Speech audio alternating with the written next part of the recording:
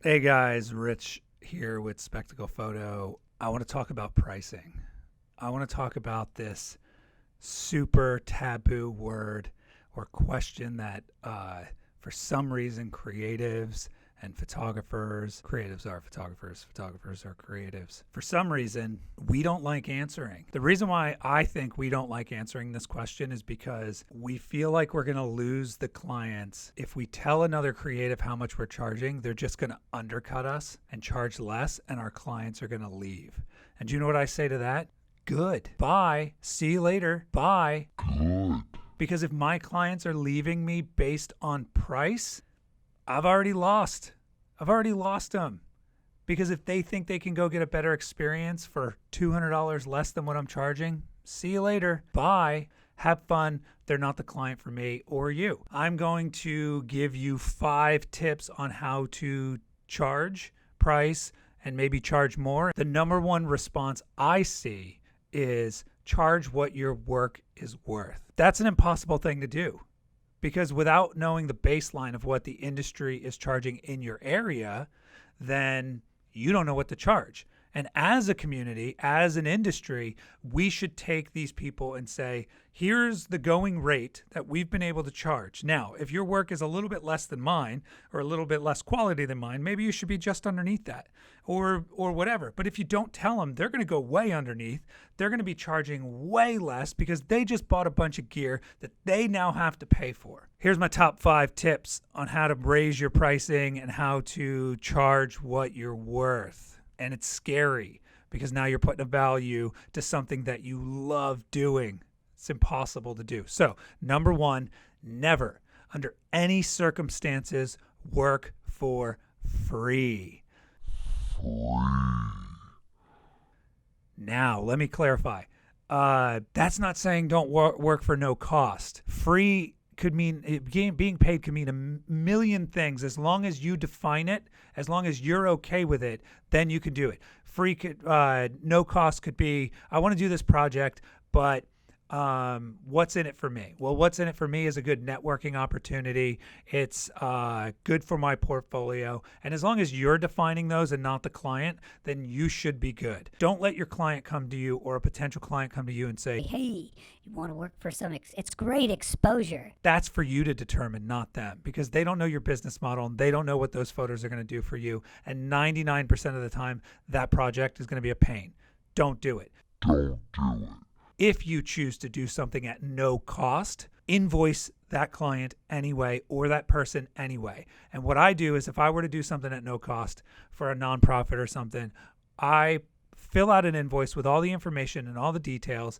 I price it accordingly, and then I give them a 100% discount. That establishes to that client that your time is worth money and your talent is worth money. That will make it so that the next time they come to you, you are not the free photographer. They know the value of your work. Number 2, price high and charge lower. I always price higher where I want to be. My pricing may be up here. My day rate may be $1,500 to $1,600 a day. But I know that when clients come in, they may say, hey, look, I only have $800 a day for a day rate. Is this a project that you want to work on? Then what you do, again, charge the $800, but show them that your day rate is $1,500. And they know instantly they're getting a savings and a value and you're taking care of them. And then you're the hero already because you're giving them that discount. Number 3. Number three. Ooh. Don't be afraid to let clients go. Bye. If a potential client comes to you and they say, we want you to do this work. Here's the budget we have. And you don't want to do it for that price, let them go. Bye. It's going to cost you more money. There are red flags that pop up all the time. If someone calls me up and I get a weird feeling by the phone call as in I'm not going to work well with this client, I let them go because every time I've gone against that gut feeling, it's cost me money. The client has either dragged the project on too long, threatened with negative reviews online, and that's not a project that you want. And it's not worth the money that they're willing to pay you to deal with that because they're never going to go away and nothing good is going to come out of it. So don't be afraid to let clients or potential clients move on and go to someone else. This is a creative industry. We need to work well with the people that are hiring us, and they need to hire us for other reasons other than money. That doesn't align, then you shouldn't be taking them just for money. Number 4, convenience charges. At Spectacle, we charge convenience charges.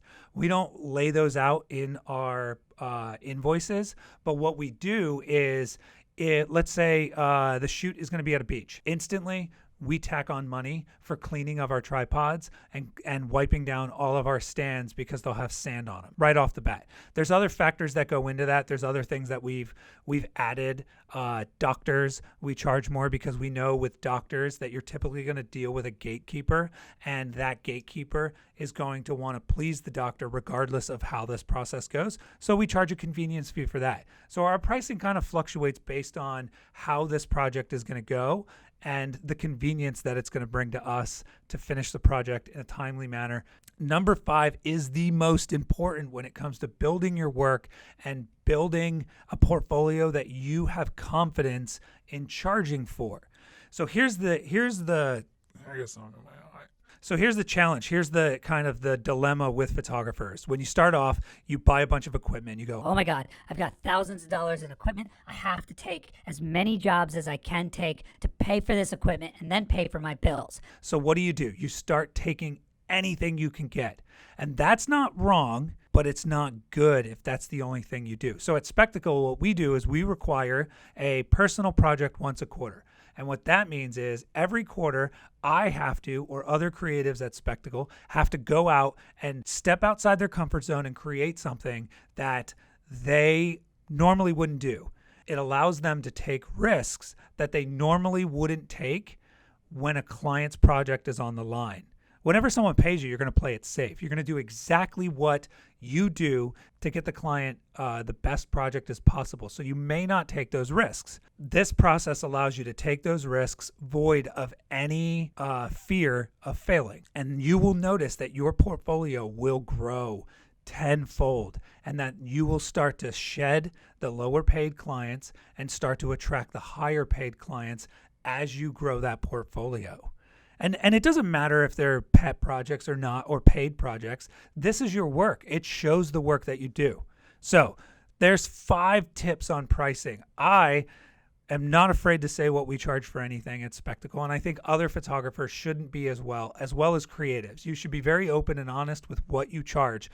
If not, you can't get mad at the industry for leading down a path when you were too stubborn or too afraid to share that. Again, don't be transactional. Offer your clients something more. Offer them an experience, not just a transaction. Here's your money, here's your photos. Here's your money, here's your photos. If that was the way you want to run your business, then you should just take passport photos at Walgreens or the DMV, because that's not what we do. We offer our clients an experience, and the photos are the byproduct of that. So anyway, that's my tips and advice on pricing. I'm sure there's plenty of other ones, so I would love to hear them and see them in the comments below. Don't forget to subscribe. We're going to be putting out a lot more of these videos in the coming days, weeks, probably not days. Way too lazy to do that. But anyway, leave a comment, subscribe, and we'll see you later. Thanks. Bye.